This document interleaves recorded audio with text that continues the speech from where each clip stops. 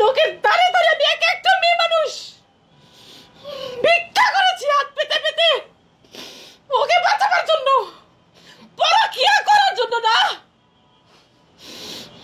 পরকিয়া করলে ওকে মেরে ফেলতাম, তারপর পরকিয়া প্রেমিকের হাত ধরে চলে যেতাম, তাকে মেরে ফেলতাম, অটোমেটিক তার সম্পত্তি আমার আর ওর হয়ে যেত। ঢুকছে সাংবাদিক ভাইয়েরা মাথায়? আশা করি ঢুকছে।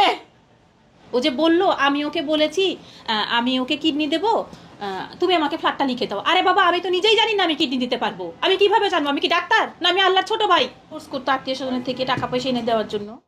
তো আত্মীয় স্বজন আসলে আমার বিয়ের পর থেকে আমাকে দিয়ে আসছে। আমার তো একটা বিবেক বলে কিছু আছে, আমি বারবার চাইতে পারতাম না, যার জন্যই যখন না চাইতাম আমার গায়ে হাত তুলতো। তো এক এক সময় ও আমাকে বলতো যে তাহলে সমিতি থেকে তুলে দাও, আমি তুলে দিতে বাধ্য হতাম। এটা হচ্ছে একটা সমিতির, একটু দেখবেন, এটা হচ্ছে শক্তি সমিতি থেকে আমি ওকে 3 লাখ টাকা তুলে দিয়েছিলাম। সেটার এটা ডকুমেন্টসটা, এটা আমাকে প্রতি মাসে 30,000 টাকা করে আমাকে একা পরিশোধ করতে হয়েছে। এটাও ব্যবসা করবে বলে আমার কাছ থেকে নিয়েছিল, কিন্তু ও আমাকে কোনো ব্যবসার কোনো ডকুমেন্টস কখনো লিগেলভাবে দেখাতে পারেনি। 3 লাখ টাকার কোনো হিসাবই আমাকে দিতে পারেনি। ও ইন্ডিয়ায় গেছিল এই টাকাটা নিয়ে মিনা নামের কোনো মহিলার সাথে বিজনেসটা করার জন্য।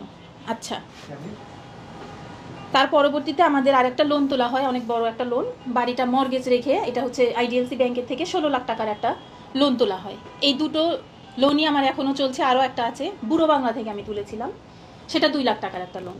ঠিক আছে, এই 3টে কিস্তি আমার প্রতি মাসে দিতে হচ্ছে। আচ্ছা, ও এইটার ভিত্তিতে বলছে যে আমি নাকি আরও কিছু বলছে যে আমি বাড়ি ভাড়া তুলে নিয়ে এসে মজা করছি, এই টাইপের নোংরা কথাও বলছে। এই টাকাগুলো কিন্তু, এই লোনগুলো কিন্তু আমার নামে তোলা। মেয়ে মানুষের নাম ছাড়া কিন্তু কোনো সমিতি বা কোনো কোথাও থেকে লোন দেয় না, আপনারা হয়তো জানেন। তো স্বাভাবিকভাবে আমাকে কিন্তু কিস্তিগুলো প্রতি মাসের ডেট অনুযায়ী আমাকে পরিশোধ করতে হয়, যার জন্য রুম ভাড়াটা তুলে এনে আমি সবার আগে কিস্তিগুলো পরিশোধ করি। আর রুম ভাড়া দিয়ে কখনোই আমার সংসার কোনোদিন চলেনি, চলেছে আমার বিউটি পার্লারের ইনকাম থেকে, বুটিক্সের কাজের ইনকাম থেকে। আর আমার মা বোন সবসময় আমাকে হেল্প করে এসেছে আমার বিয়ের পর থেকে এই পর্যন্ত, এখনো পর্যন্ত। তো মেইনলি আমার রুম ভাড়াটা উঠানোর উদ্দেশ্যই হচ্ছে যে আমার কিস্তিগুলো দিতে হবে, কারণ আমার ব্যাংকের কিস্তিটা 10 বছরের মেয়াদে, আর সমিতিরগুলো 2 বছরের, কোনোটা 1 বছরের মেয়াদে। আচ্ছা, ও আরও কিছু বলেছিল যে আমি কি 60 লাখ টাকার বিনিময়ে ওকে কিডনি দিয়েছি, বা ফ্ল্যাটের বিনিময়ে। এটার ব্যাপারে আমি একটু বলতে চাই। যখন বাড়িটা করা হয় 2015 কি 16 সালের দিকে, তখন আমাদের নিচতলার কাজটা করার সময় টাকাটা শর্ট পড়ে। তখন আমার হাজব্যান্ড আমার মাকে বলেছিল, আমার মা গভর্নমেন্ট এমপ্লয়ি ছিল, রিটায়ারমেন্টে গিয়েছিল আমার মা ওই সময়। তখন আমার মাকে বলেছিল যে মামুনি, আমার তো টাকা পয়সা কিছু শর্ট পড়ছে, আমাকে কিছু হেল্প করেন। এর আগেও তো করেছেন কম বেশি, এখনও করেন, আমি শোধ করে দেবো। তো আমার মা বলেছিল যে তুমি তো এর আগেও নিয়েছো বাবা, কখনো দিতে পারো নি, আর তুমি তো বেকার, তুমি এতগুলো টাকা নিবা, কিভাবে দিবা? তখন আমার হাজব্যান্ড আমার মাকে বলেছিল যে মামুনি, আপনি তো পেনশনে গেছেন, টুনি তো কিছু না কিছু পাবেই, আপনি দেবেনই, মনে করেন আপনি টুনিকেই টাকাটা দিলেন, তো সেই হিসাবেই দেন, আমি না হয় দোতলাটা কমপ্লিট করে টুনির নামে রেজিস্ট্রি করে দেব। তখন আমার মা সেই পেনশনের টাকা থেকে ওকে দেয় টাকা পয়সা। তার পরবর্তীতে আমার আব্বুও গভর্নমেন্ট এমপ্লয়ি ছিল, সেও টাকা পয়সা দেয় পেনশনের টাকা থেকে, এবং আমার আব্বু জমি বিক্রি করা টাকা দেয়। আমার নিজের ফিক্সড ছিল 10 লাখ টাকা, সেটা আমি ভেঙে বাড়ির মধ্যে দেই, কারণ বাড়ির কাজটা তো শেষ করতে হবে। আর আমার কিছু গয়নাগাটি ছিল, সেগুলো বিক্রি করে দেই। এভাবে করে বাড়িটা যখন কমপ্লিট করা হয়, তখন কিন্তু দোতলার 2টো ইউনিট আমাকে আমার নামে রেজিস্ট্রি করে দেয়। আর সেটার ডেটটা সেটা হচ্ছে ও আমাকে বলেছে আমি নেবার পর ওকে কিডনি ডোনেট করেছি। এখন সেখানে হচ্ছে কথা, যখন আমাকে ও রেজিস্ট্রি করে দেয় তখন কিন্তু মেডিসিনের উপরে, তখন কিন্তু ট্রান্সপ্লান্টের কোনো কথাই নাই, কারণ আমরা প্রতি বছরে 2বার 3বার করে ইন্ডিয়া ভেলোরে যেতাম সিএমসিতে হসপিটালে, ওখান থেকে মেডিসিন নিয়ে চেক আপ করে চলে আসতাম। তো প্রতিবারের মতোই ওভাবেই ও মেডিসিনের উপরে আছে। আর এই আমাকে রেজিস্ট্রি করার ডেটটা হচ্ছে, আপনারা একটু খেয়াল করবেন, এই যে ডেটটা নিচে 2018 সালে, ঠিক আছে।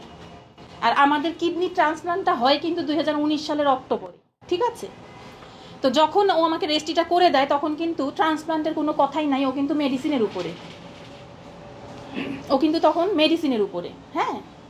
আর তার পরবর্তীতে যখন আমরা চেক আপে যাই ইন্ডিয়ায়, তখন ডাক্তার বলল যে ওর আর মেডিসিনে কাজ হচ্ছে না, ও ট্রান্সপ্লান্ট লাগবে। তখন যখন ওর আত্মীয় স্বজনের থেকে হলো না, কোনো না কোনোভাবে দিতে চাইলো না ওর বোন, এটা তো আর জোরাজোরির ব্যাপার না, উইলিংলিভাবে দিতে হয়।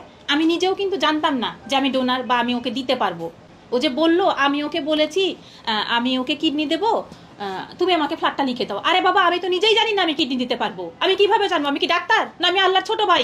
যখন ডাক্তার বলল যে আপনার এখন মেডিসিনে কাজ হচ্ছে না, আপনার ট্রান্সপ্লান্ট অথবা ডায়ালাসিস লাগবে, তখন এই আমি টুনি বলেছি যে আমি তোমাকে একদিনও ডায়ালাসিস করাতে পারবো না, কারণ তোমার ডায়ালাসিসের কষ্ট তুমি নিতে পারবা, তোমার কষ্টটা আমি নিতে পারবো না। আমি তোমাকে এতটাই ভালোবাসি।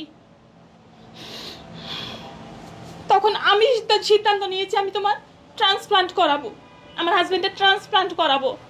কিন্তু আমি জানি না ডোনার কে, ডোনার কই পাবো, একটা পয়সা কোথায় পাবো আমি জানি না, কিন্তু আমি সিদ্ধান্ত নিয়েছি।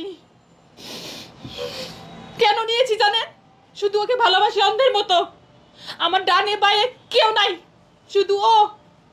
সেটা সাক্ষী আমার ছেলে, যে আমার হাজবেন্ড ছাড়া আমি কিছু বুঝি না। তারপরে দিল্লি অ্যাপোলোর ডাক্তার, আমাদের যে ডাক্তার নেফ্রোলজির KN সিং স্যার, সে বাংলাদেশে আসে।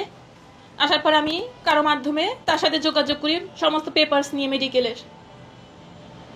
তখন যখন ডাক্তার বললো সবকিছু দেখে, আমি হুট করে বলে ফেললাম, স্যার আমার তো ও পজিটিভ ব্লাড গ্রুপ, ওর তো A পজিটিভ। তখন স্যার যখন বললো হ্যাঁ ও পজিটিভ, সবাইকে দিতে পারি, আমি ওইখানে দাঁড়িয়ে সিদ্ধান্ত নিয়েছি একা একা যে আমি তাহলে তোমাকে ডোনেট করব। আমার কাছে কিন্তু 1 পয়সাও নাই, কিন্তু আমি সিদ্ধান্ত নিয়েছি। তার পরবর্তীতে এসে আমি টাকা পয়সা আমার আত্মীয় স্বজনের মাধ্যমে জোগাড় করে, আমি এমনকি জাকাতের পয়সাও নিয়েছি। কেউ 5 লাখ দিয়েছে, কেউ 1 লাখ দিয়েছে, কেউ 1000 টাকাও দিয়েছে, কেউ 5000, কেউ 2000, কেউ 20,000 জাকাতের পয়সা তুলে